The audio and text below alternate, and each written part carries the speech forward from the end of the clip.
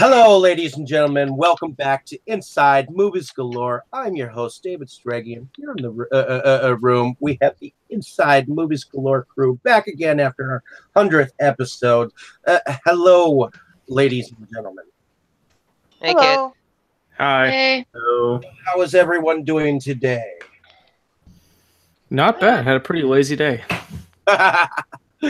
So, I got a bunch of stuff taken care of, and I am drinking an Arrogant Bastard Ale. So, it was an alright day. Very fitting, Dustin.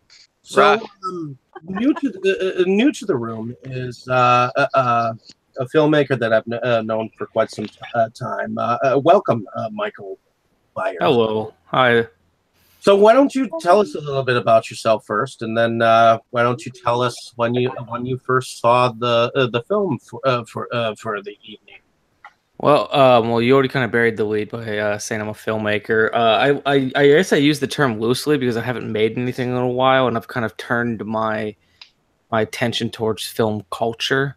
And that started about 2 years ago when I started my podcast, The Shameless Picture Show, and I've just kind of imbued myself with film history and film culture.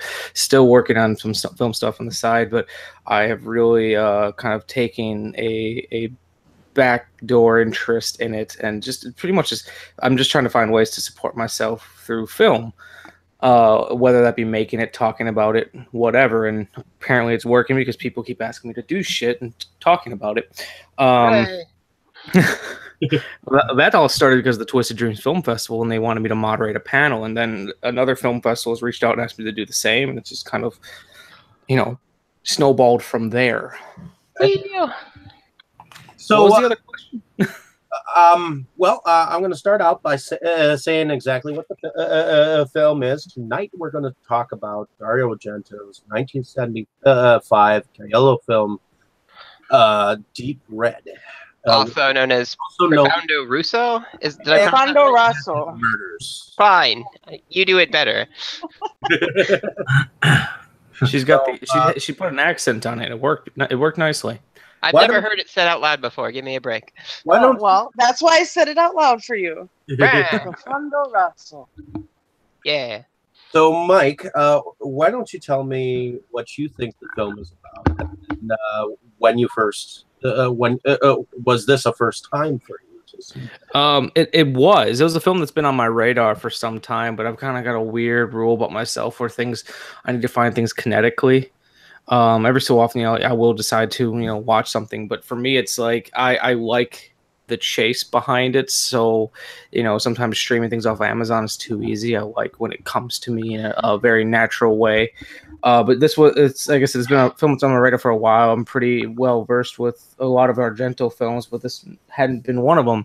So I saw it the first time a couple days ago, and then I've been rewatching scenes from it throughout the week, because there's a weird, almost amnesiac quality to a lot of giallo films where I could watch them and then right afterwards I couldn't tell you what the fuck they're about.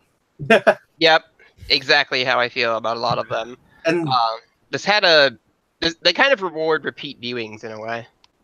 Yeah. Mm-hmm. Like I've seen Bird of the Crystal Plumage at least 5 or 6 times at this point, and I couldn't tell you what the fuck that movie's about. Somebody's getting stabbed. There's a statue. Yeah, pretty much. Well, in any case, what were your thoughts on it watching it recently?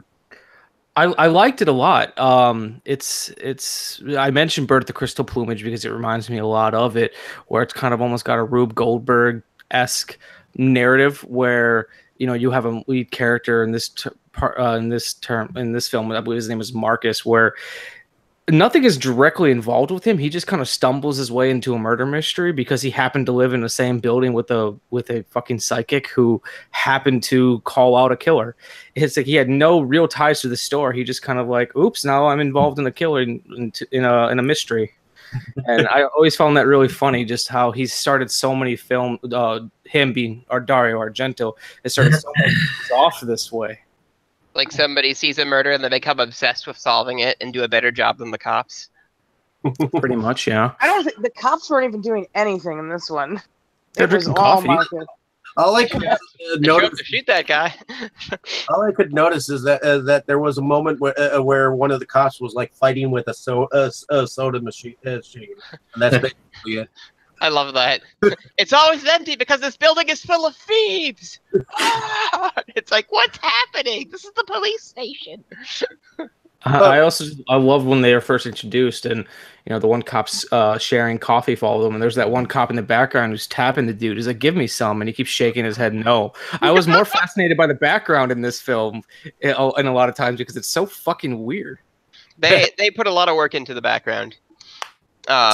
It's almost painterly in the way where there's people in the background, but they're not doing a whole lot, almost as if they were Argento put them in a specific place for a specific reason, where since the background's barely moving, it's all the foregrounds that's moving, that it just feels like live action paintings. Exactly. The early diner scene, like, didn't you get the vibe that it was like that famous painting? Like, 100%.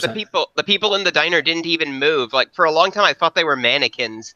Yeah, and then like, the lady takes a puff. Yeah, a cigarette. Yeah.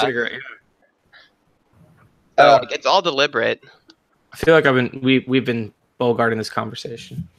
That happens a lot around here. Sorry. I'll get drunker. It'll make me quiet, maybe. Red. Welcome back to the show. I know last week you weren't able to hang with us because the file didn't work for you, but what were your thoughts on the film? And was this a first time watch? You talking to me? Yep.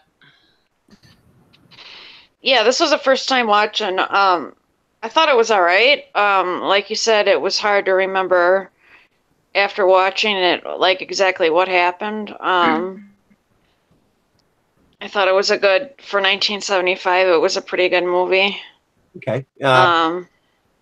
Was there anything that you could that you gained from the film I like the background scenes. Okay. I like the one scene that stood out was where the guy was tearing down the wall, and he found that drawing behind the paint.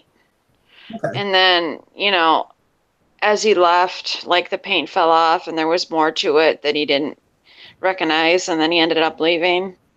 And I know that I kind of liked how the music crescendoed, when that was happening. If many of you do not realize or know, oftentimes the band Goblin will often play in Argento films, which is more of an instrumental, playback or beat that goes along in the background. Ground. Very abrasive. Very abrasive whenever you hear it. Does anyone like the soundtrack to it? I love the soundtrack. Very strange soundtrack. But I really love Goblin anyway. I pretty much like all of the work that they've done, particularly Suspiria. I'm with Katie on that one. I'm with Katie on that one, where it's almost, there's sometimes where the soundtrack is more interesting than what's actually happening on the film. And in a lot of ways, and that's not a knock at the film at all. It's just, it adds a whole other character to it. Like, I still believe that the original Dawn of the Dead wouldn't be half as interesting without that Goblin score. I agree. Exactly. Like, Goblin makes Argento's movies work in many ways. Like, their music adds such like a weird, surreal quality to most of the stuff, and then in some scenes where like there's already tension, like they just make it like way worse. Like during the scene where he finds the mural in the house and that music starts playing, it's like, I'd be scared enough if I was in there. Like, I felt relief for the character that he couldn't hear the music too. Actually, though, speaking of hearing the music that was used by the killer, that also was very creepy and well used. I think so as well. Brandon, was this a first time watch for you?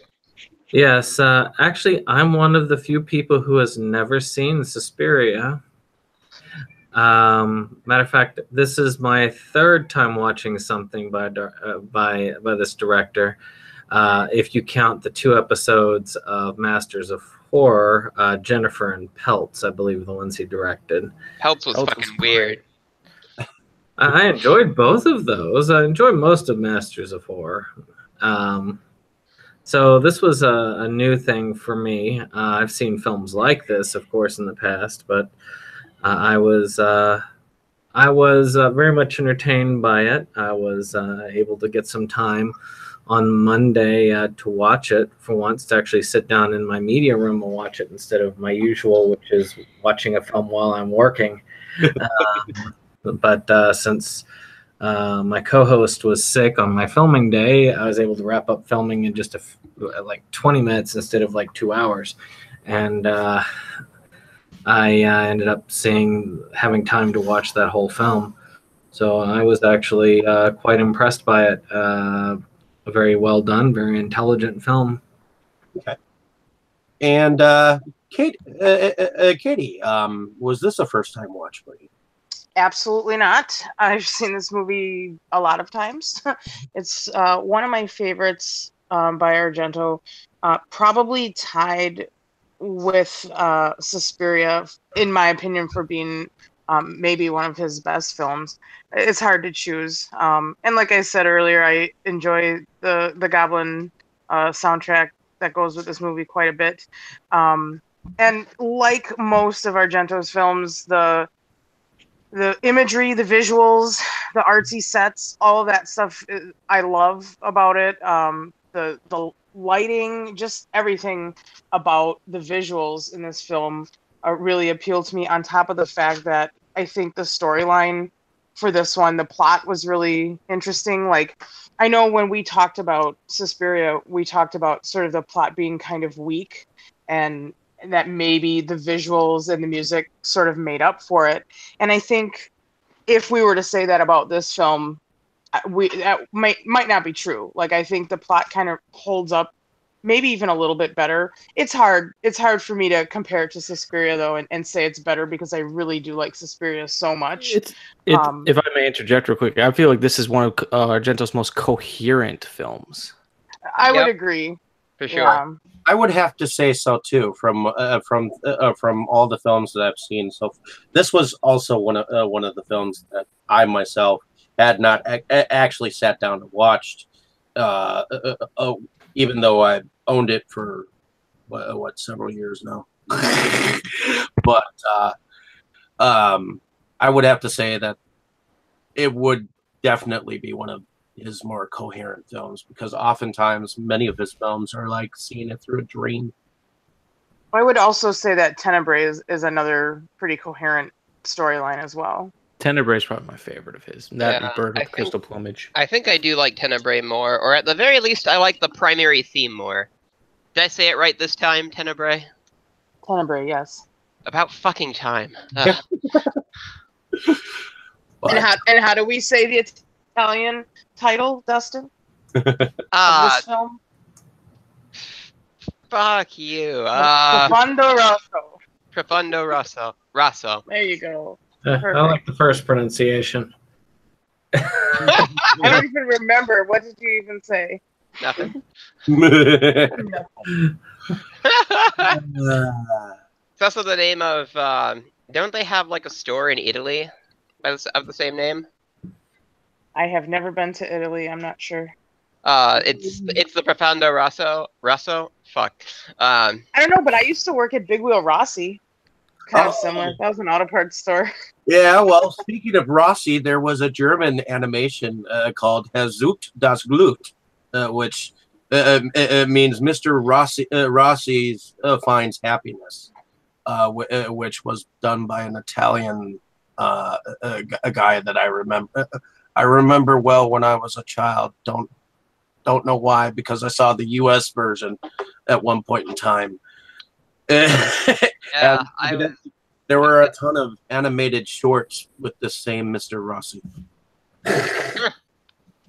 Yeah, this one did have a fairly intricate plot compared to most of the Dario Argento films that we've seen. Going on, it was easier to. It was hard. You had to pay more attention to this one for sure. which I watched the Italian director's cut, so I kind of had to if I wanted to understand dialogue. Which brings Yes, which is a better cut. I like that cut a lot. which brings me over to Dane. Dane, was this a first time watch for you? Yes, it was. Sorry, I've been quiet. I've been doing a million things at once. That is okay. Yeah. Yeah, I know. Let's see. This is a first time watch for you. Yes, it is. It was.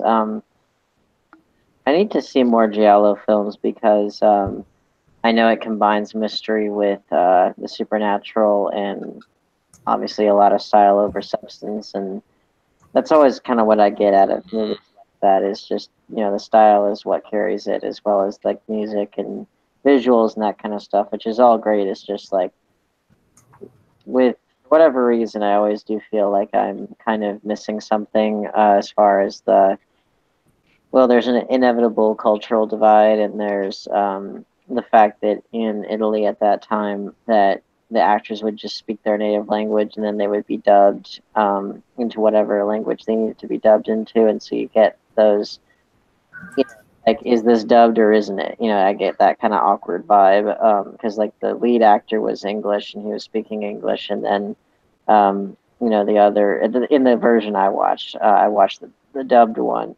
Part of that actually came from when Leone was making films, because they didn't have an easy way to sync sound, and as you mentioned, they were working with people who from many different languages. So a lot of times, what they would have to do, actually, Clint Eastwood tells the story about making one of the Dollars films, that he would be in the scene of someone who was a native Italian speaker, and he would just wait for the person to stop saying his lines so he could say his lines. And I thought it actually translated well in this film. I've seen it done worse, where there is that disconnect between the actors like interacting with each other.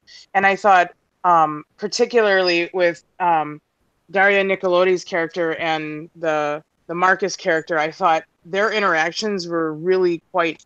She was so good genuine. in this movie. Yeah, she's so excellent good in this movie. The, I love her character too. The woman who played the reporter. Yeah, she's fantastic. She was able to find a way to be enigmatic, because sometimes I will be the first to admit, sometimes I struggle with and it's not reading at all. Sometimes it's just translating whether or not something's a good performance when I don't speak the language. But she was just so enigmatic and interesting to watch and follow throughout the film. I actually wish there was more of her. I liked the moment where she like right before she was supposed to leave the room when she was with David Cummings' character, where she asked him, "Well, is it because I'm ugly?" I mean, because he didn't know when he was going to. She threw herself at him. She threw herself at him really, really hard. It was kind of like, wow. That was the only scene I didn't like. I loved the arm wrestling scene. That was like my favorite. I love that one with her, because I can't tell you how many times I've done that myself. How many times I've arm wrestled dudes to prove my dominance, and so I really enjoyed that. Fragile. It kind of tied into some of the. It kind of tied into like some of the gender dynamics of the plot. Like, I mean, we're going to spoil it for everybody, right? Or are we going to try not to do it this time? Don't we always? I mean, I do have a quick question. Yeah, we do. Spoil it. I do have a quick question for everyone involved. Which version of the film did everyone watch? I watched. The original version I watched was an old Blue Underground DVD. That there was only the English dubbed version, which I was going to watch anyways, because I've got a personal rule that if the lead character in a movie is in fact speaking English, that's the language I want to watch it in. But a couple of you have mentioned a scene or two that I don't recall, so I'm wondering if it's something to do with the version that I watched. Could be. I watched the Profondo Rosso cut. Okay. I have the. Maybe that was an extra scene that wasn't in there. That well, scene. I have the Arrow import, the one that's all region, but was released in Europe. And so from what I remember, is that the one you have too? I think so. I have a Blu-ray. Your cut. My cut was 2 hour. My cut was 2 hours 6 minutes. Was that Oh, yours? mine was like an hour 44, so. so I watched a way shorter fucking movie. Yeah, mine was an hour 44 as okay. well. Yeah, I watched. Dustin, Well, did yours I have the have the explanation. scene in the Stop talking over cemetery me. where? So I'm there asking you a are question. different cuts of the film that. Oh, the scene in the cemetery. Where she sparks I the don't- joint in the cemetery? Someone told me that there's actually a longer cut than that.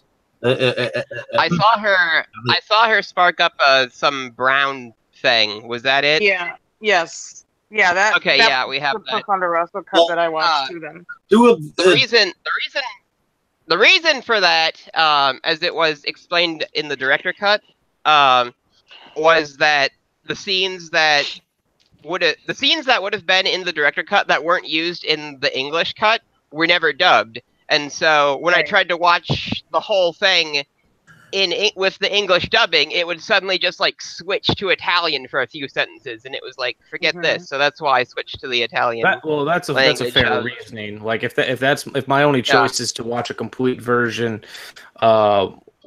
with Italian, I will. I just like it's a weird personal rule since Italian films usually cast international actors so much. Where if instead of my lead actor speaks English and he is supposed to be it's supposed to be a fish out of waters type story, I will watch it with his preferred language track. Mainly because in this film they actually had subtitles anyways for characters who were not speaking English. So I thought that was interesting. Yeah. I thought that was interesting as well, especially with having a copy of the film. I mean, did you know that this film actually ended up on one of those 50 packs from Mill Creek? I'm not surprised. I'm unsurprised. I'm friendly with those guys, and totally uncut, cut and not enhanced or anything like that. But I know when I see the contrast between that and on the Blu-ray of the Blue Underground thing, I haven't even seen the Arrow cut yet. So, my copy. They're re-releasing it. They're re-releasing it in September through Arrow US. That's what I hear. So that'd be good. I also saw the Blue Underground version, so some of those scenes again. I agree. I definitely watched a shorter film. Well, from what I understand, one of the added scenes that I'm going to say was actually in the very beginning of the uncut. Evidently, there's a scene between the pianist and a group of his people that he's doing jazz with, and evidently he was doing it like with a 5-piece set or something like that, and they were doing it. They were doing it all according to the music, and he said something like, "Well, it sounded good, but you guys have to sound a little bit more relaxed because this was done. This song probably was done in a brothel. So this style of jazz was invented in a brothel. Make it more trashy." That's what he actually says. What? Yeah, I like the scenes where he was just playing the piano. Those were cool. Yeah. So, Dane, what were your thoughts on the film entirely? I enjoyed it. Again, like I was trying to say before, I feel like I have much to learn with the giallo genre.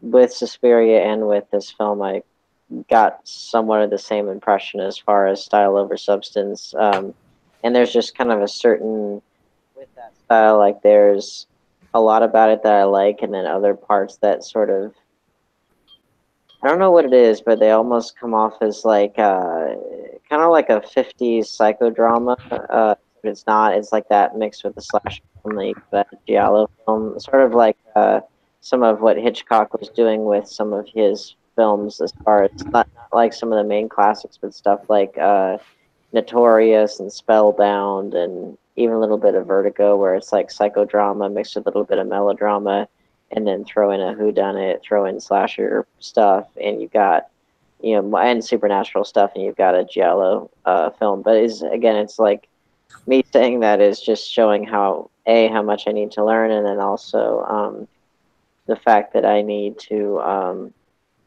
just see more of it, and also that it's it is a cultural divide there. Well, it just shows that you can mix all those things together, Absolutely. They don't have to be separate. I describe Gallo's people as Bloody Mirror mysteries. The other thing that you have to remember is that there are a couple of movies that that were later influenced by this particular film, especially with the famous head exploding scene in David Cronenberg's Scanners. Ah, yes. Well, that was influenced by this film, as well as Rick Rosenthal's Halloween 2, which contains a scalding water death scene, which was inspired by the death of Amanda Righetti's character here. So, Ooh, can I talk about my favorite death in this movie and see if anybody else agrees? Go for it. Go for it. Oh, I love the way Carlo goes out. That was like, I mean, best death in the movie, but also one of the better death scenes in general. It kind of reminded me. You know what? I hated to see it because I liked Carlo as a character so much that I hated to see him die. But I will agree that it was a fucking baller death. Yeah, it definitely pretty crazy. Kind of reminded me of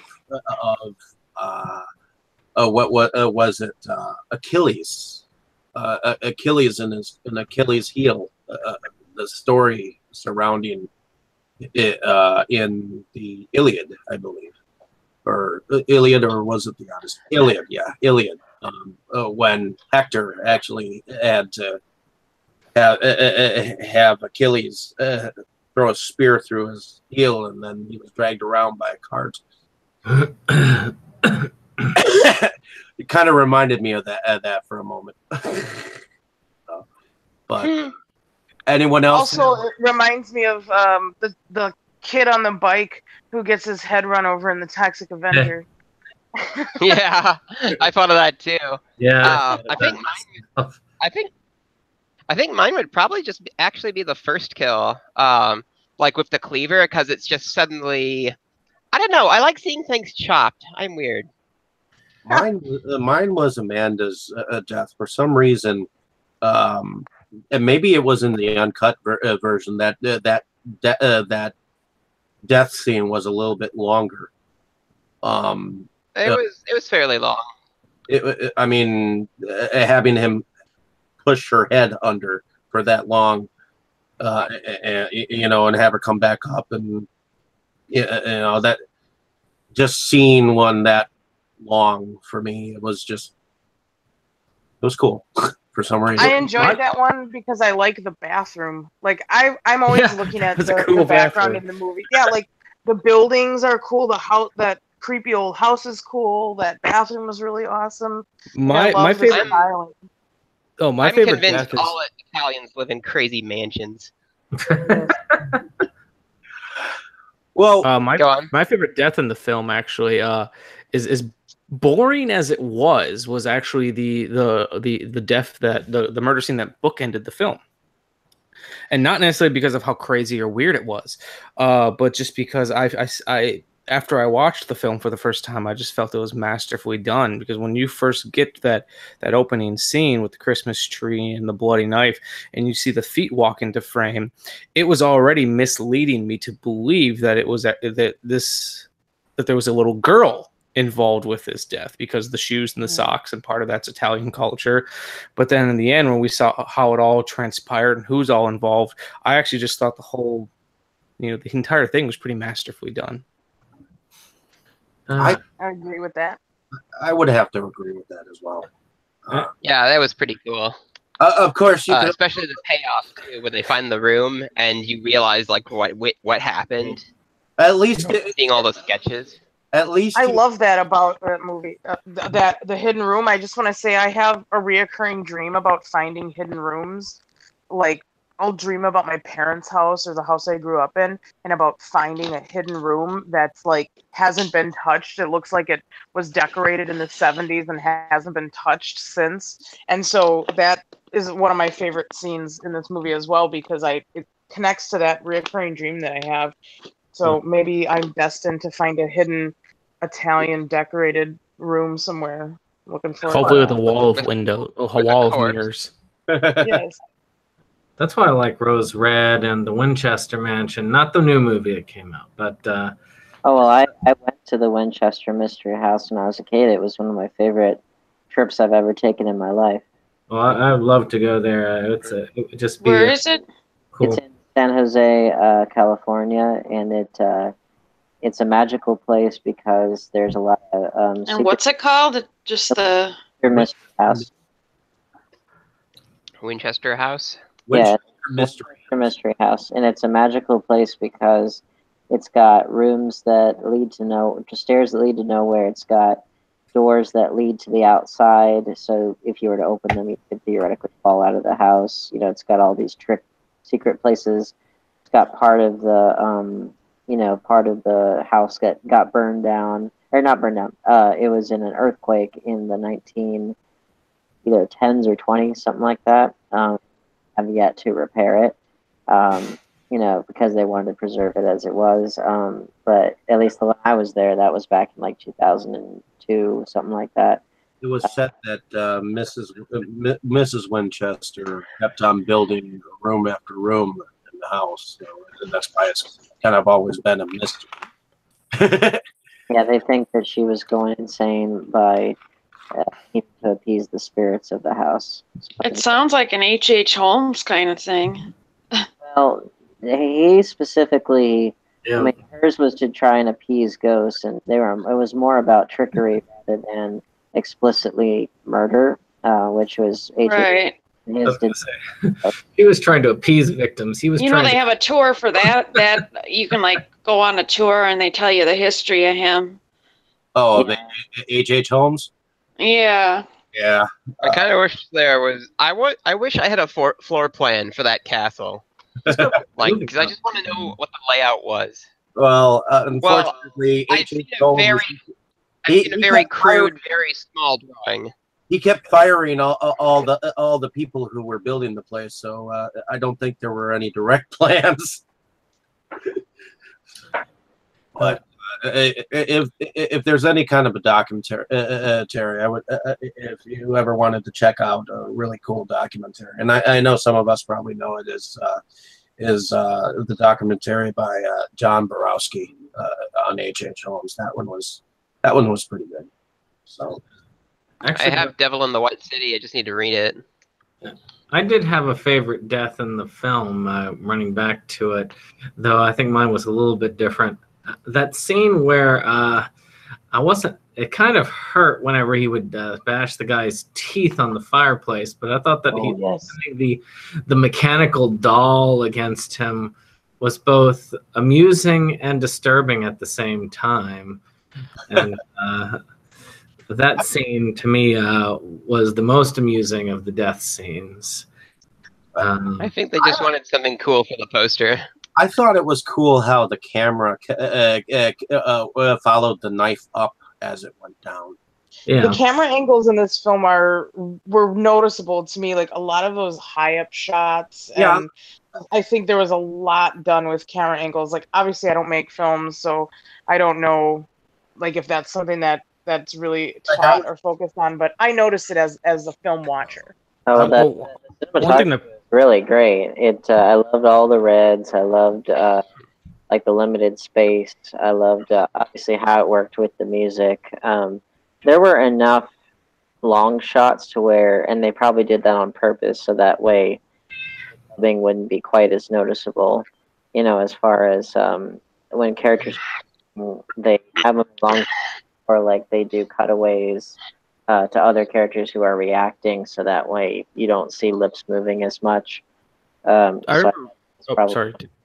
Yeah, I remember reading an old quote one time with Argento, and forgive me, I'm not going to have the exact wording down, but they were asking him one time about how he chose to shoot some sequences in his films, and granted part of it's translation too, but he's just simply said there was no other way.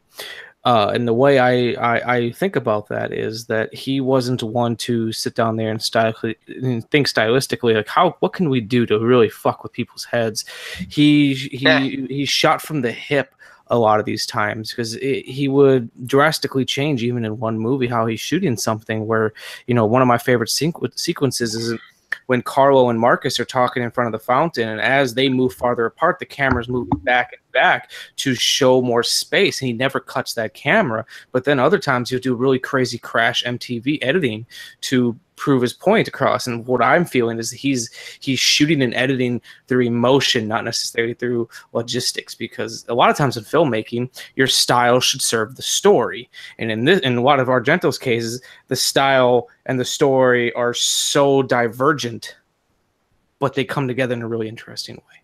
Would you say that that Argento was, in a sense, like a Picasso style of artist? Yes. At least in filmmaking, per se, because Yeah, I feel that way because it's always I'm sure we've all as film fans have heard it. People say, "Oh, there's no one comes up with anything new." It's it's not to come up with something new necessarily, a new story. It's how can I take something that's established, in this case a murder mystery, and completely just turn it upside down. Okay. that is there's a quote that well, I mean that's a quote or an idea rather that has been many to exist under the sun. I think the quote actually was from Salvador Dali, and I think he was saying anyone doesn't destroy and make it their own is not an artist. Something along those lines. So in other words, Yeah. it's about trying to be or do your own spin on something that already exists. It's like people like to criticize a lot of superhero, like the idea of a superhero movie reboot, which the criticism tends to come from the fact that it's often corporate mandated, but stylistically and artistically, that's not necessarily a bad thing because that's what art is. It's a different take on some basic ideas that have existed for thousands of years.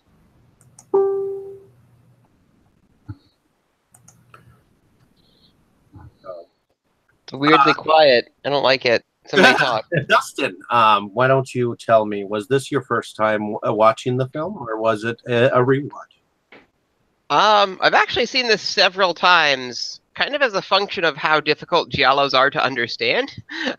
It's kind of funny. So, the way I collect films is if I have the opportunity to get something that's worth buying, like, cheaply, and so that was kind of how I ended up picking up Deep Red. Excuse me. Oh my god! Excuse me again. I just drank a pint of ale. Give me a break. Like a whole pint. Anyway, so somebody offered me the Aero import, like complete with the little weird white slipcover thing that the imports have. I think they gave it to me for like $10-15, something ridiculous. Like they basically let me rob them at the time because of how much it was worth. So it was like, okay, sure. And so I watched the dub the first time, and that's how I learned the difference there with the Italian scenes cut in. And the first time I saw it, I was like, what the heck? Like, this was about last year. And so then I watched all the supplementary materials, and then I watched it with the commentary, and then I watched it in Italian.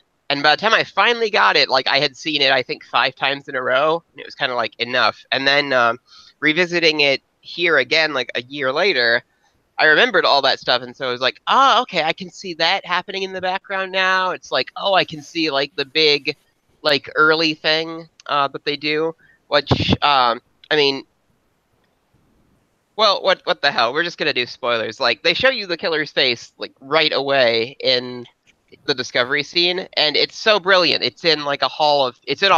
He's running through a hall of paintings, and there's one painting that looks like a little off. And then it's. Well, it kind of looks like she's like sitting inside of a room behind one of the paintings.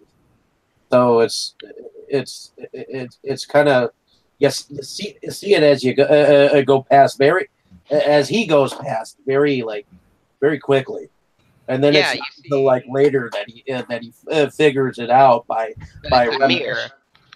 Yeah, and so having seen that like early on, it's like, oh, but if you didn't know to look for it, like you never would have noticed it. I mean, I certainly didn't. So this film rewards repeat viewings, and I'm happy I got to see it again.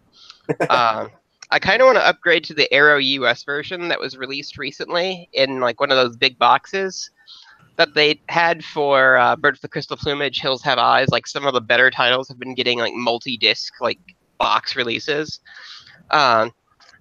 The problem is I'm not actually sure if there's anything different on the release versus the one I have now. But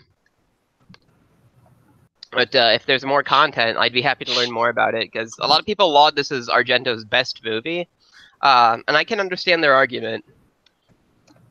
Because it's, as long as it is, like, it works. I wasn't really bored very often during this. Like, each piece is important. Very often. That should be put on the poster. There was there were a handful of lulls.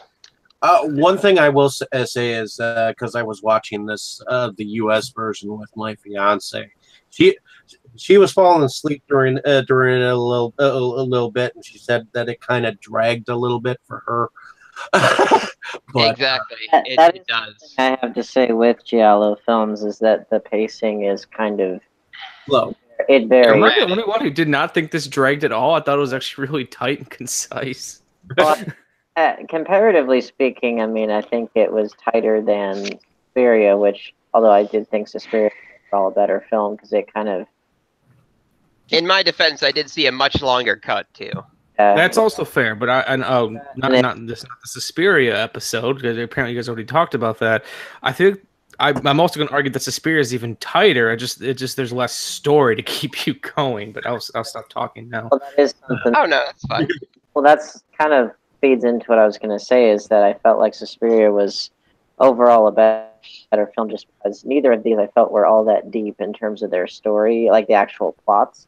Stylistically, they're very strong, but that's kind of why I like Suspiria more, because I was like, well, if we're not going to have that deep of a story, then, or if the plot's not necessarily going to be the main driving force behind this film, even though it's there, but it's like the thing that keeps you glued is the style and how it looks, how it sounds, how it feels, and that I think is where Suspiria works. And not to say that this didn't, but this one did have more of a plot, but it also, the pacing. When you have plot driving story, then pacing can play a role in how it feels and how it affects you, because like this one, like I feel like the pace could kind of vary.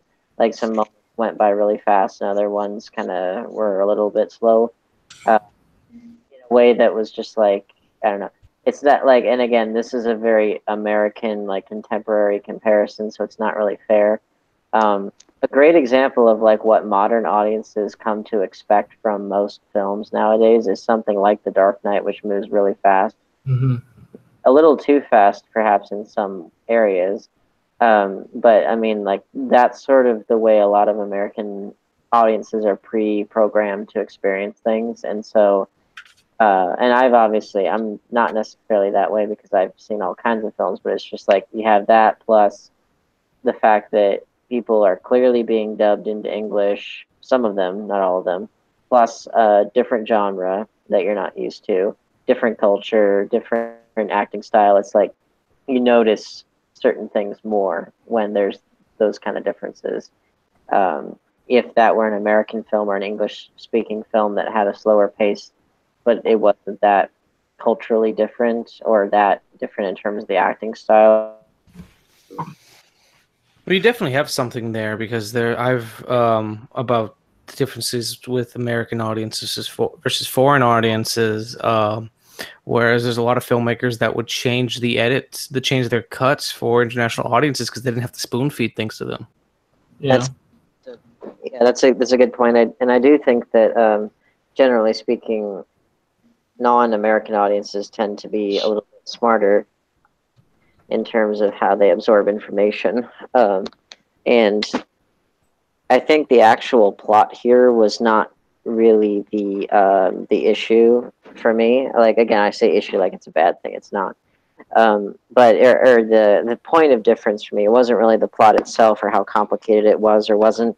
It was that plus like just the whole giallo genre. It's these disparate elements that all kind of come together in a way that I personally am not used to, and combined with a comparatively more melodramatic acting style, that it's just a lot to absorb and it's a lot to get used to. It's definitely an acquired taste for me. They grow on you pretty quick, though. I mean, I started out.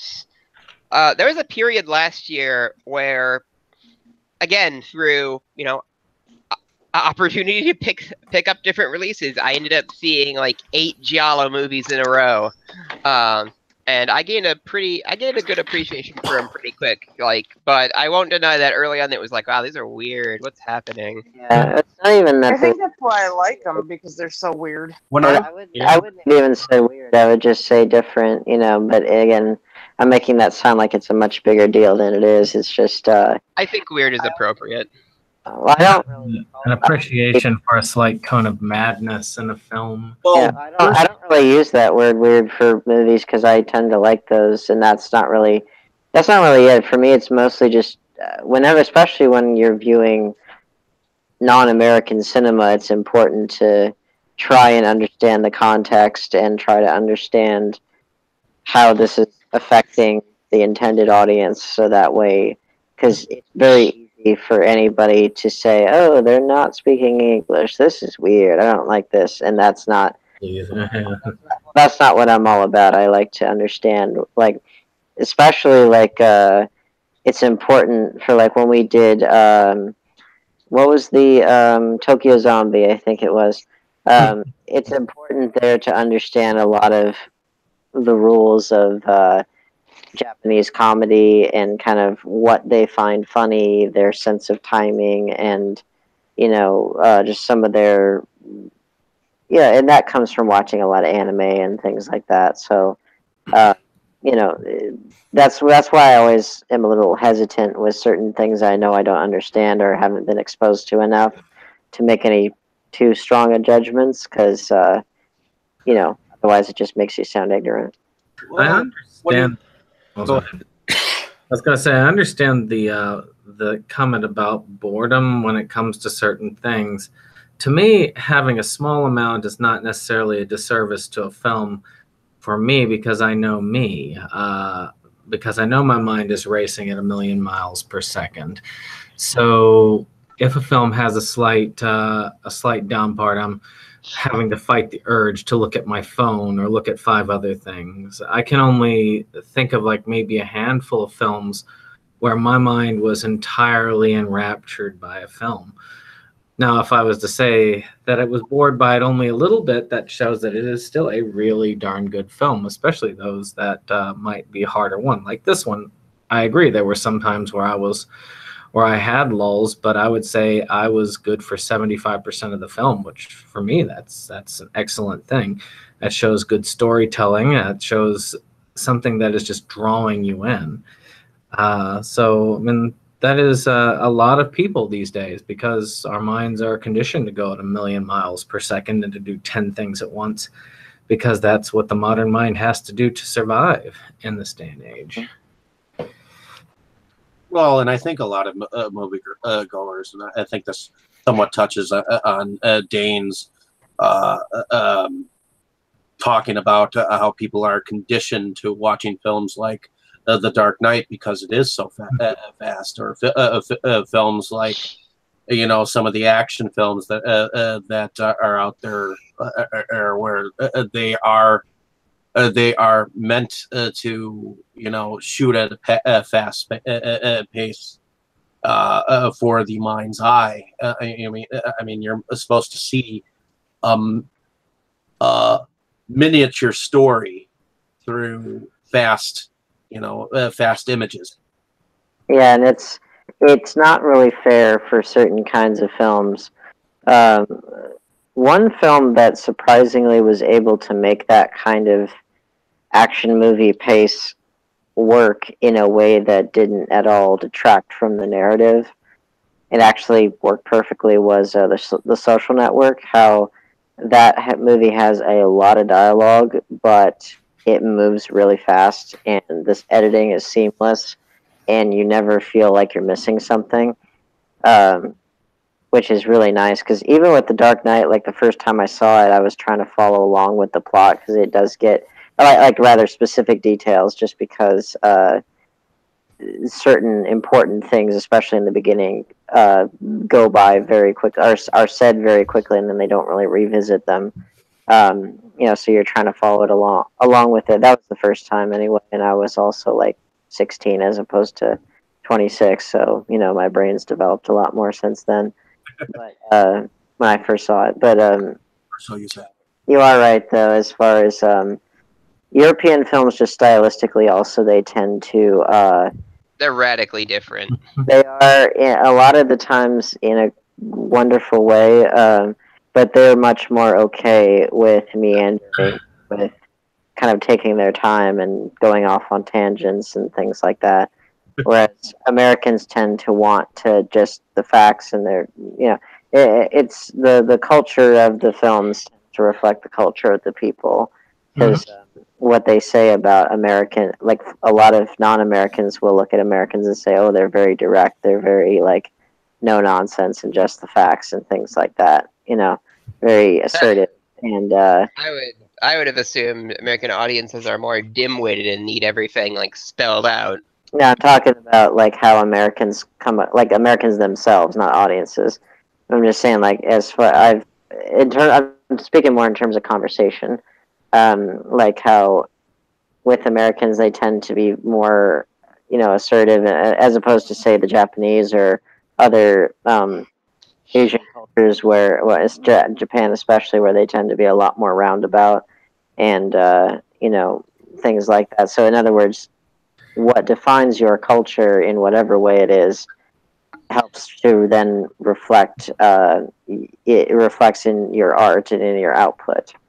I do believe though that I would consider American audiences as having more in similarity with Japanese audiences as far as culturally than European audiences, just because both American and Japanese have the audiences have that core feature of work hard, party harder. The Japanese take it to like times 10, whereas in the European cultures, many of them, not all, but many of them, it is much more laid back. It's more of that take your time, enjoy the pace, just enjoy life as it goes, whereas the other cultures are just moving at light speed. And Southern Italy is especially that way, as far as like a more laid back pace, as opposed to Northern Italy, which is more industrious, as I have heard. So that definitely makes sense.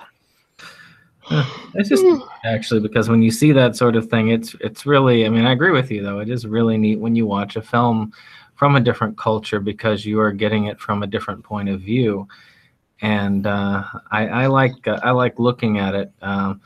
Unfortunately, in some cases, like Il Postino, it was too slow paced for me, and I fell asleep a couple of times. I still need to watch that all the way through. You know what I mean, though. It's like when you're watching a film of a different culture, it is important to try and put yourself in the audience's shoes as best as you can, because what you don't want to do is be another ignorant American, or I assume ignorant non-American for watching something that isn't their culture, watching it and then you're like, oh, I don't like this because it's different, and all it does is expose your own lack of knowledge. So that's why I kind of hesitate to be too, strongly opinionated on anything this particular episode. The most understandable. I'm a big believer in not speaking too much about something that I don't, know about. And in this case, I know for a fact that I don't know enough about the Giallo, the ins and outs of it, in order to speak about it too intelligently. which is totally understandable. I mean, not ever. I mean, to me, in order to get involved in a giallo film, first of all, you have to be subjected to subtitled films, and I think my first initiation into watching subtitled films was watching Godzilla growing up, and then watching Gozu, or watching the Japanese version of that. And then I also had a mentor that was awarded me by the state that would take me to like all these international films where I would see like films like King of Masks or something of that nature. And it just the seeing the words and reading them while you're watching without trying to fall asleep is I mean, most people don't want to read something when they're watching something. Which that's give It depends on what's going on, at least for me, because I have so many movies to get through. Like, I just like to throw something on and give it like 20 minutes, and then if it can't hold my attention or get it back, like I just keep doing something else. Like, as long as I'm listening, I can follow along pretty well. But with a foreign film, I can't really do that. Yeah, it does require your concentration, which give. I've had to suffer through some really not entertaining films that way. I don't think films necessarily have to be. Now, in defense, I don't want to sound like an ignorant American. In defense of slow-moving films, I tend to appreciate them. So, in other words, I don't think it has to necessarily be entertaining, quote unquote, to be good. And in that context, I mean entertaining as in like moving like a bullet and things happening constantly. I'm defining entertaining as holds my attention, stimulates my mind. Yeah. Well, in that sense, then worth watching. In that sense, I would say kind of keeping your interest, which is sort of, to me, that's kind of a different emotion, because I've watched plenty of films that have kept my interest or have given me something else to chew on that don't necessarily have to have, too much like action or things.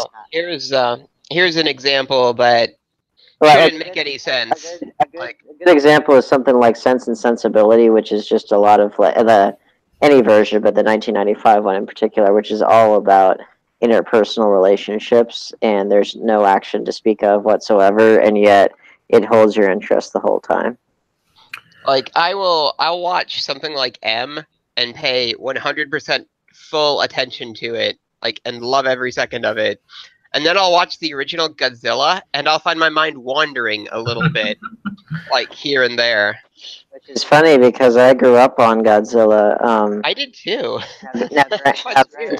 Now, granted, I grew up in the days of Blockbuster and VHS, so they only had the dubbed English dub versions, and I don't know.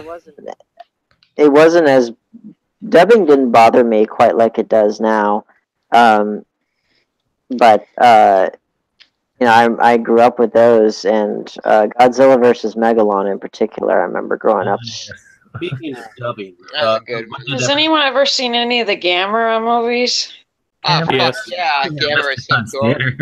I love Gamera. If you guys need to see the 90s Gameras, because they are fucking amazing. Like, they're so good.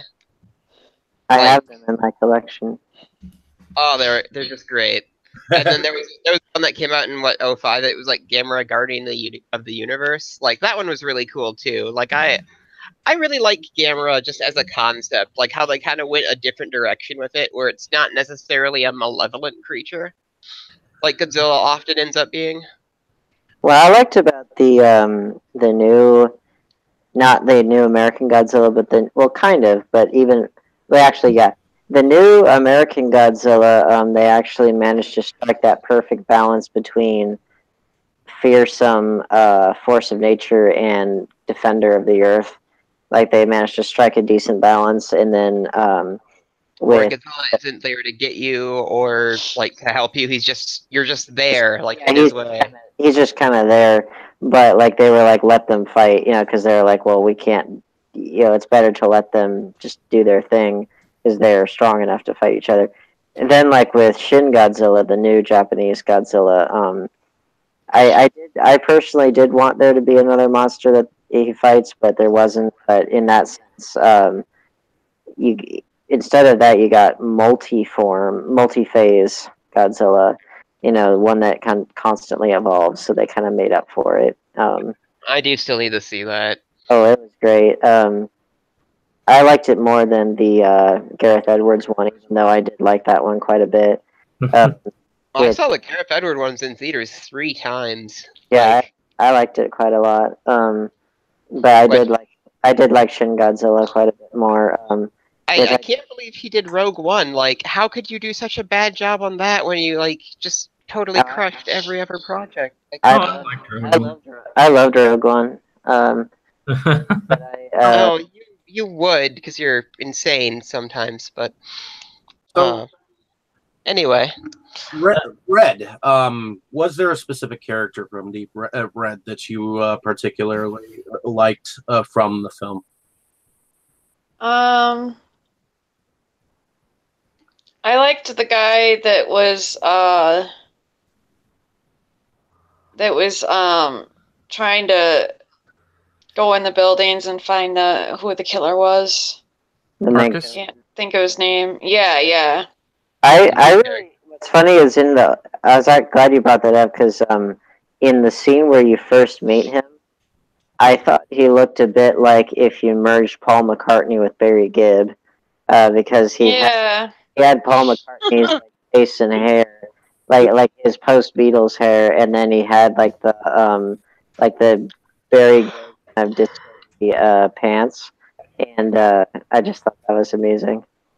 To me, he was kind of like an Italian version of Michael Caine. Except that the actor was British, though.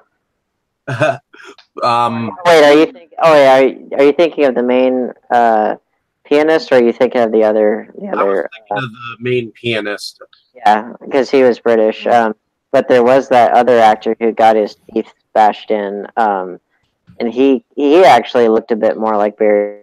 He was like more like Italian Barry Gibb facially, not in terms of his clothing. Hey, with that guy getting his teeth like smashed in, did anybody else make the connection to that earlier little bit of dialogue? It's like I learned to play the piano because I hated my father, and I pretended the keys were me smashing in his teeth. I was gonna bring up those little foreshadowing things. There was another one too where I think it was one of the probably like the second or third scene where we see Carlo, like maybe when Marcus finds him at his boyfriend's house, and he talks about if he was to run around getting involved in looking for murders that he'd wind up dead, and it's like you sure would. Foreshadowing much?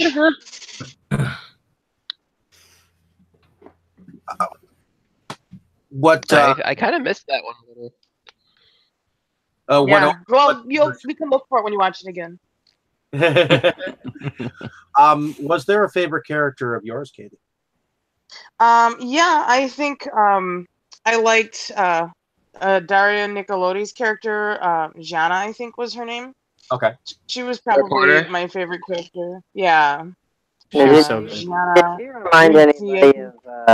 Did she remind anybody? I'm Mr. Analogy here, with characters, but did she remind anybody of Lois Lane a little bit?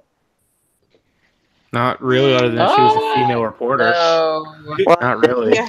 Aside from the female reporter piece, yeah, no. She did for me, like in personality. She was really gutsy. That's more good. That was more what I was getting at, even beyond profession. that she was kind of Yeah, I mean, I related to her independence and her strong nature. exactly. That I really liked, and especially for a '70s female character, you know, we are just starting to see that in some of the '70s films, and I think in horror in general, we don't see. I mean, maybe now, but or starting in the '80s, maybe you start to see a little bit more. But I think female characters in horror typically are the stereotype, like, you know, of course they have to be beautiful, but they're often, you know, that especially in the slasher films where they're just stumbling over their own feet and running upstairs to get away from the killer and all the stupid shit that they do. I really like that her character was very smart. She was very outspoken and just aggressive, assertive, kind of dominant. So I liked that. It was a pleasant change from, you know, what we typically see in horror, and especially back in those days, I don't think there were that many strong female characters. I also appreciated that she wouldn't put up with all of Marcus's sexist bullshit. Mm-hmm. Mm-hmm. Yeah, it's kind of like, wow, what a jerk. Well, that's where I was partially where I was coming at with Lois Lane. Is she's got the perfection down. Her personality is very similar. She, you know, is willing to beat the boys at their own game at a time when that was very uncommon. And, you know, and again, Lois Lane was doing that back in the 30s and 40s, you know. And obviously the timing is fairly close to the first Superman film, which came out 2 years later than this.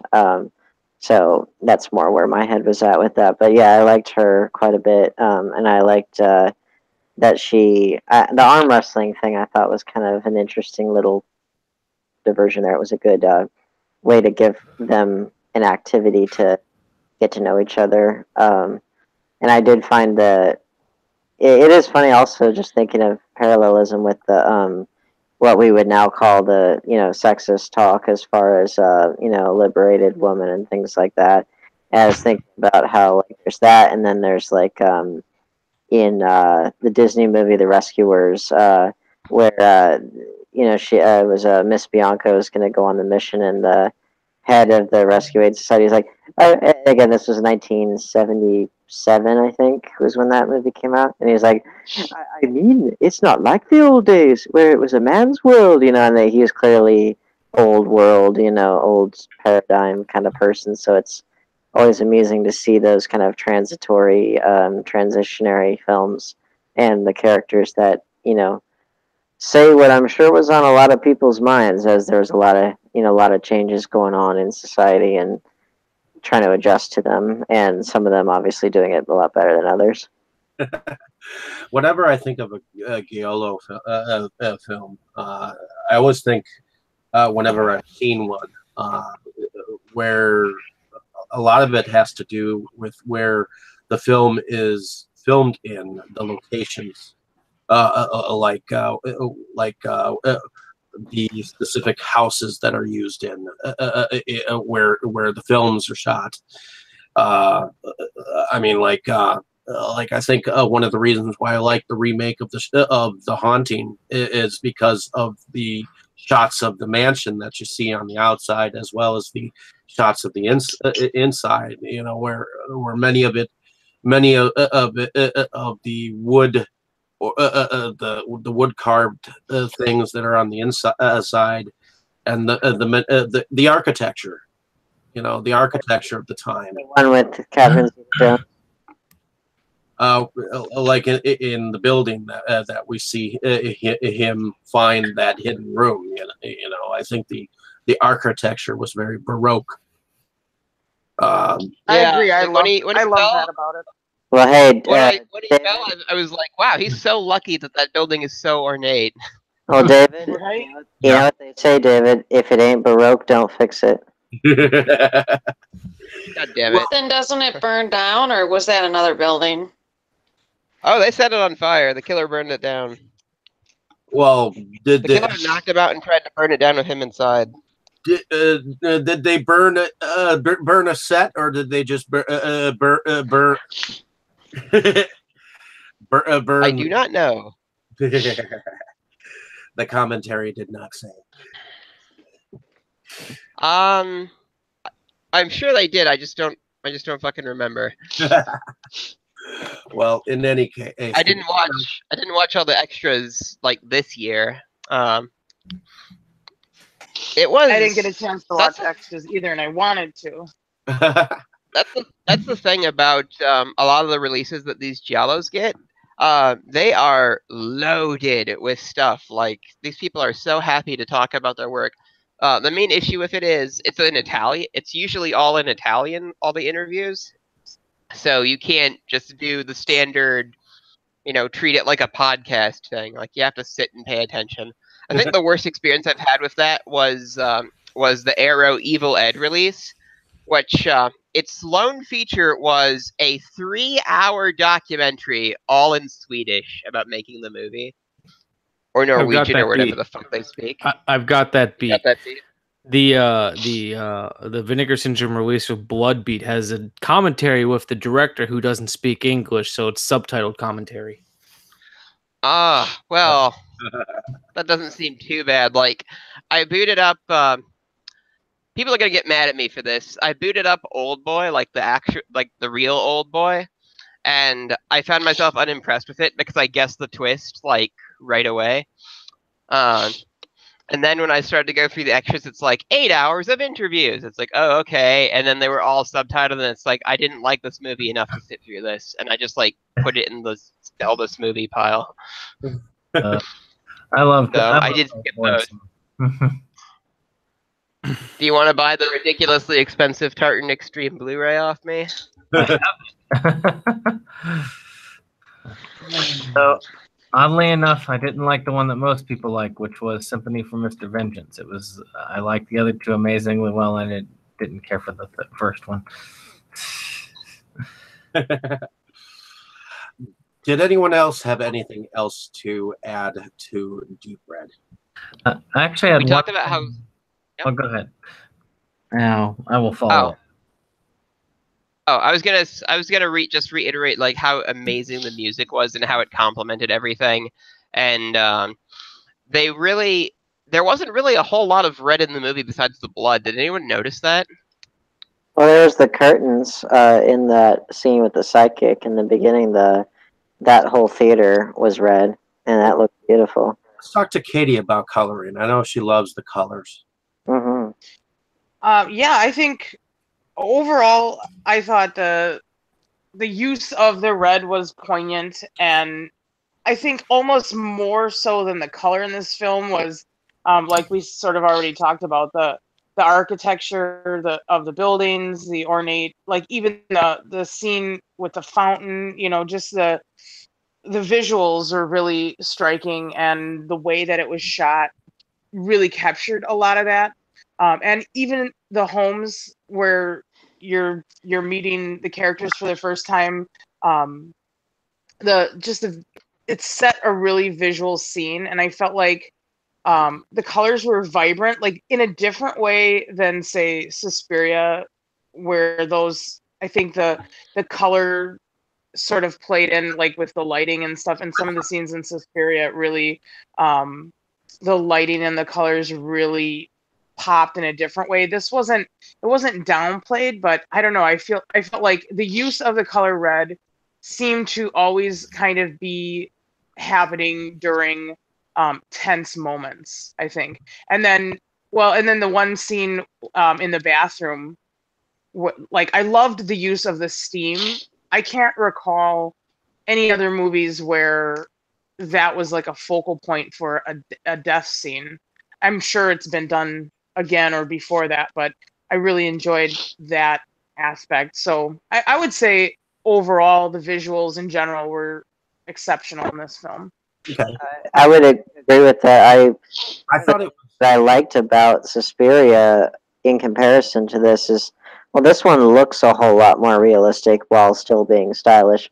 But that's kind of what I was trying to say, yes. Yeah, but I did appreciate Suspiria for just going for broke and just, really embracing the fact that it's not trying to look or necessarily feel realistic, and so it's able to just be what it is. And there's a certain liberation in that when you just go full tilt with And I whatever. think that's reflected in the plots. Wouldn't you agree, Dane, that Yeah. the plot for Suspiria, so it's based in witches and sort of supernatural, I guess, whereas this is based in like a murder mystery sense. Yes, exactly, and that's kind of what, and even this was not like super realistic in terms of how it was shown, and it's not really supposed to be, and that's fine. But I tend to like that kind of stuff where something is able to just be what it is, and it doesn't have to be a attempt to be too realistic. Because for whatever see, I was working on my while in the beginning part, I was trying to do multiple things at once, and trying to schedule the shooting for my Harley Quinn fan film, and I think that's why I have superheroes on the brain. But like, for example, I am tying into this. So a good example is something like The Dark Knight, which like visually tries so hard to look as realistic as possible, and that's the style that the movie's going for. As opposed to say something like I rewatched Batman Forever recently, just again for getting that expanding my visual imagination, trying to get something in my head, for shooting.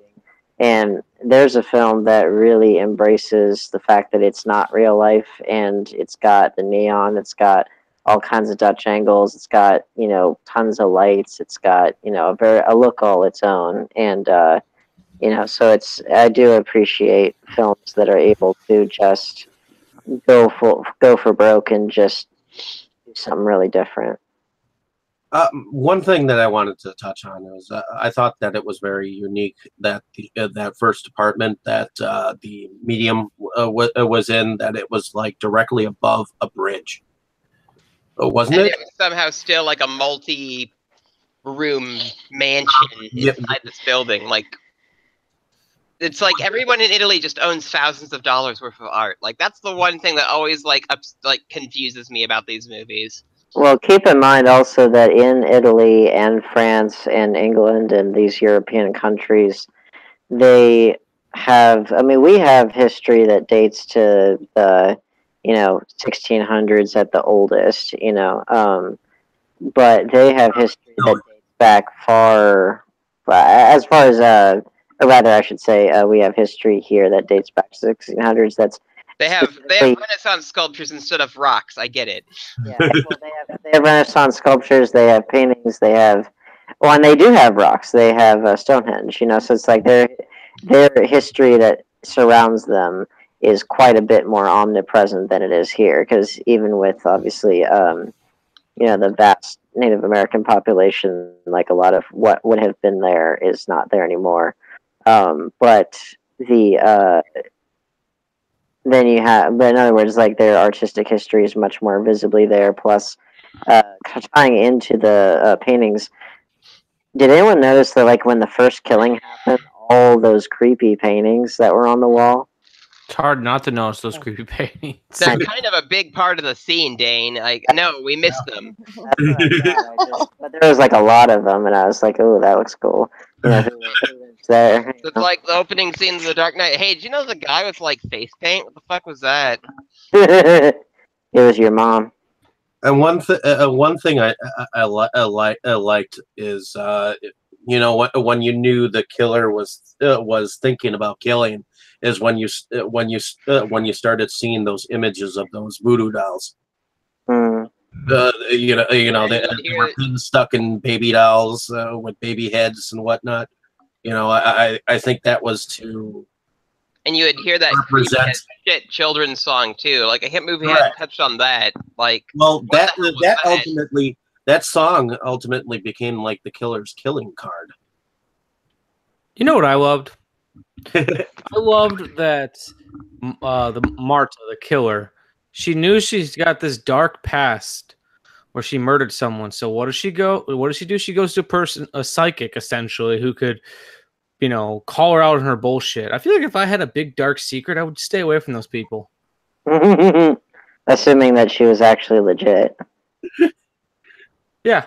But still, it's like, this whole movie, all this death and carnage happened essentially just because Marto's in the wrong fucking place at the wrong time.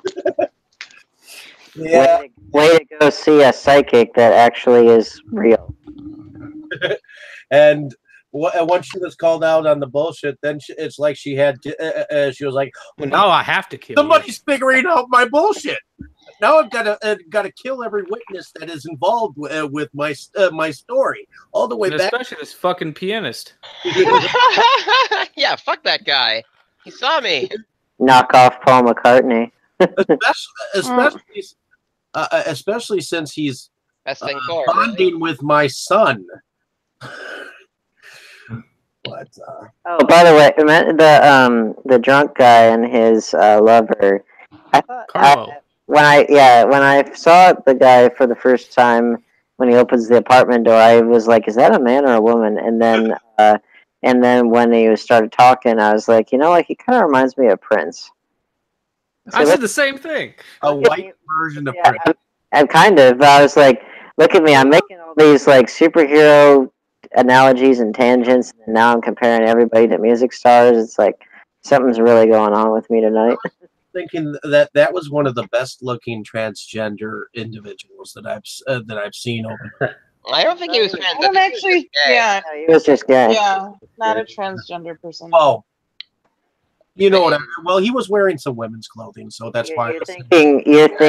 Some people. I think the word you're looking for is androgynous. Yes, that's what I was going Well, to say. some people would string you up for making the mistake, so just be careful. Mm-hmm. Are you first in line, Dustin?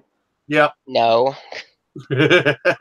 So, actually, though, I would like to also put in one more, a couple of cents from my absent friend Kotobuki Jake, who had said that to him, a movie's measure of success is how well it gets across what it wishes to get across.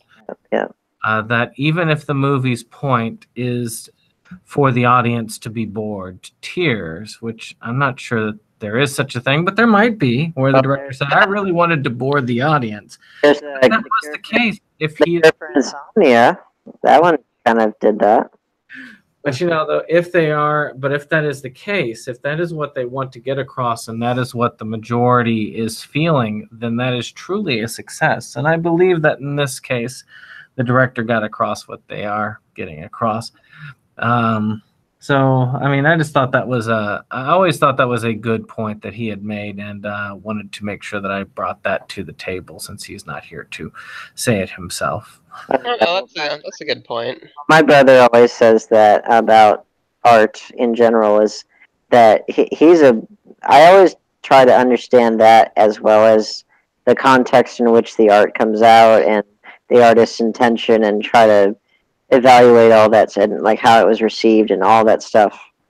I think that's all important information as far as judging what all goes into it. But like he's a huge proponent of a close reading of the text, or in a film's case, like a close examination of the art just as it is, without anything else, attached to it. And so in that case, it's trying to figure out what is the purpose of the art, what's its intention, and that kind of stuff, which is, I think it's important to know it all, as much as you can, like what is the artist's intention, or what's the film's intention, as well as how did it impact people, and the context in which it was made, and things like that.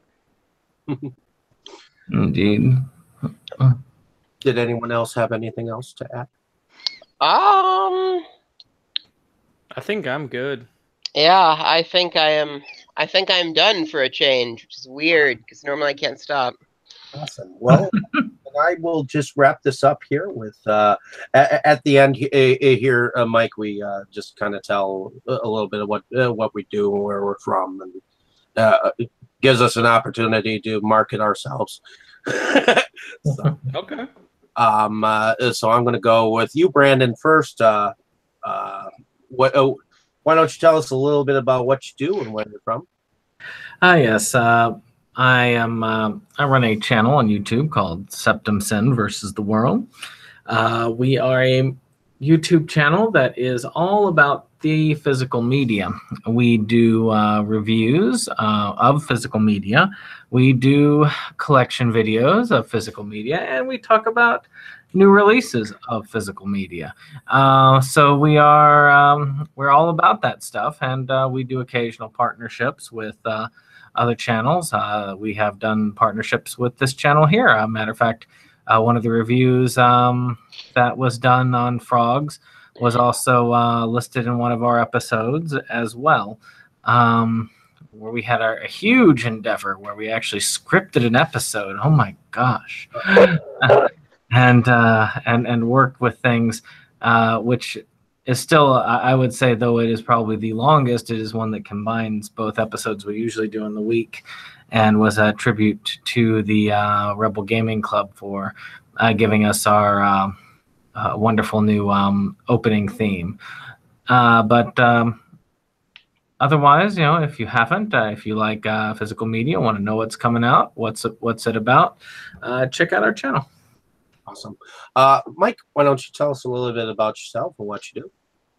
Well, my name is Michael Byers. I am an independent filmmaker from Milwaukee, Wisconsin, but what I've been doing lately is more so film culture and film podcasting. You can hear my podcast, The Shame List Picture Show, on Apple Podcasts, Google Play Music, Stitcher Radio, and on SoundCloud.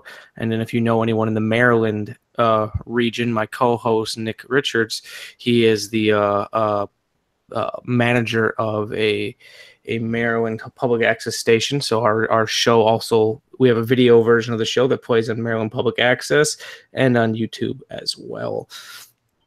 Other than that, don't have a whole lot more to add about me. If you want to talk movies or wrestling, come find me on Facebook. We did Beyond the Mat not too long ago. Well, It's Cool, yeah. before fantastic. we go on, I wanted to say that Dane here has a pretty good relationship with Lloyd Kaufman as well. So when yeah, you know Lloyd too? Yeah, he's Don't we all have a good relationship with Floyd? Yeah, he was my Yeah. boss for 3 or 4 years. wow. Well, We need to get him on here at some point in well, time. we will, because he'll want to promote his upcoming stuff as he always does, and I'll make that happen. I'll just have to get it on his calendar. He needs to send me a signed poster or something to. To That promote was your own fault, Dustin. Yeah, That was your own misstep. to promote my own show. I thought an old man needed to use the bathroom, so I gave him a break. All right. Can you connect with me on Facebook, and then we can talk further, because I'm obviously well, I guess we might as well. Alrighty, Katie. Independent. Oh, sorry. What? Katie, why don't you tell us a little bit about yourself and what you do? All right, I am Katie Cadaver from Milwaukee, Wisconsin, and I'm a body positive horror artist and alternative model. And you can find me on patreon.com/Katie Cadaver, or on Instagram at Third Eye Open. That's 3RDEYE0PEN. I'm also the makeup artist for the horror punk band Ratbat Spider. And you can listen to them at ratbatspider.bandcamp.com. And I'm a dead girl for Dead Girls Dark Coffin Classics. And you can watch the show on vimeo.com/DDCC, or on the American Horrors Roku channel. And I am also a Tromet with Trauma Entertainment. And you can catch Trauma Entertainment on YouTube or trauma.com. And I perform and produce burlesque, horror-themed burlesque, with Grindhouse Tees Burlesque Productions. You can find us at facebook.com/Grindhouse Tees. And I'm also an editor for Movies Galore of Milwaukee. And I just have only done one review so far for Adam Lahulier's romantic comedy, The Backslide. And you can find that on the Facebook page and the website. Well, you're doing better than me for reviews. I too am supposed to be an editor for Inside Movies, and I've been working on one for what feels like my entire life. Like I keep getting sidetracked. So I'm wondering. review of monster movie coming whenever. I'm Dustin, by the way. Just gonna get it out of the way.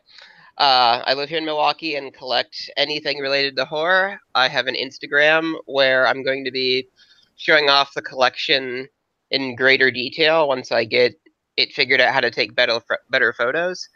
My handle is DHR Hunter, all one word. And yeah, that's more or less what I do. If you are somehow an employer who needs someone to do GIS computer work, let me know. So. Awesome. Red Raven, why don't you tell me a little bit about what you do where you're from, and how was your concert recently, by the way? It was really good. It went really well, and the place just closed the other day, so it was kind of sad. Well, in any case, why don't you tell us what you do? I'm Red Raven, and I'm from Lake Geneva, Wisconsin, and I'm a promoter in the Milwaukee area, and I'm also a dead girl on Dead Girl's Dark Coffin Classics. Awesome. And thank you for coming back on. I know last week we had a little. I know, I was so upset. Well, we tried. In any case, real quick before we wrap, since we all seem to have a connection of Lloyd, one thing I would mention is if any of you are interested on my my podcast, Shameless Picture Show, I actually have an in-depth discussion with him about Rocky, which is a movie he doesn't get to talk about very often. So that's fucking awesome. Interested. Yeah, because he was in it, and he was in charge of shooting in Philadelphia. He's best friends with John Avildsen too before he passed away, so he talks a lot about that and kind of gets pretty candid about his relationship with him. That's right, which that reminds me, I didn't do my spiel yet. I was trying to, but go ahead. David just plowed on through it, as he always does. He's good at plowing. I like to plow. David, yeah, I was going to say, David's good at plowing things, if you know what I mean.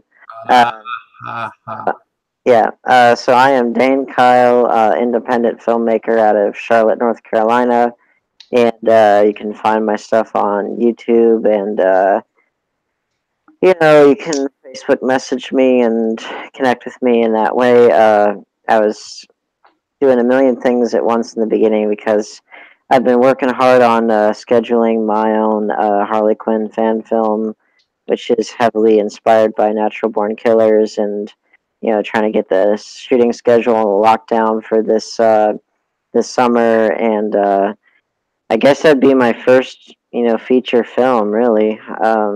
Again, it won't be my first that I can actually make money off of, but still, kind of a big deal there. But I am good friends with Lloyd, and be happy to talk to anyone about my filmmaking experiences. So it'll actually be a longer film than your normal short film. Yeah, it'll be my first feature, I think. Just based on how I'm thinking everything's gonna go.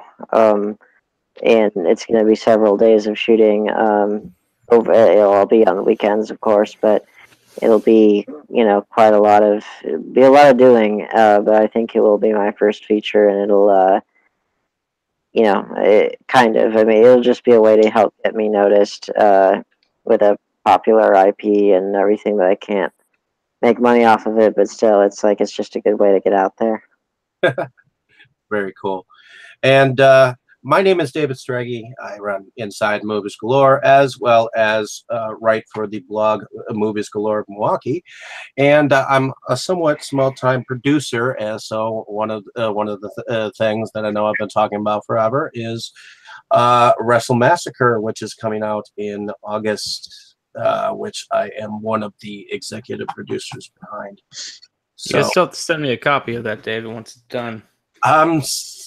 I'm supposedly supposed to be getting a screener copy of it soon. And you'll be, assuming that you reimburse me, you'll be able to be executive producer of my film too. Exactly. So, winging and whining and dining and everything. So, in any case. So ultimately, down the road, Dane and I have a couple of things that are coming out. I know recently, Vulps, which was a short film from Hungary by a director, I believe his name is Herman. Herman Munster. So I forget how to say his name, but Just go with Herman Munster. in any case, it's a short film for horror that is against animal abuse. So it went online for about like 3 days, and then I think it's now going to circulate festivals and whatnot. So and so on and so forth. So I know I'm definitely excited about my name being on some things. So definitely check those out when that happens. When I get a copy of Wrestle Massacre, I'll have to send you a copy, Mike. In any Sounds case, good. everyone say goodnight. Good night. Good night. Right.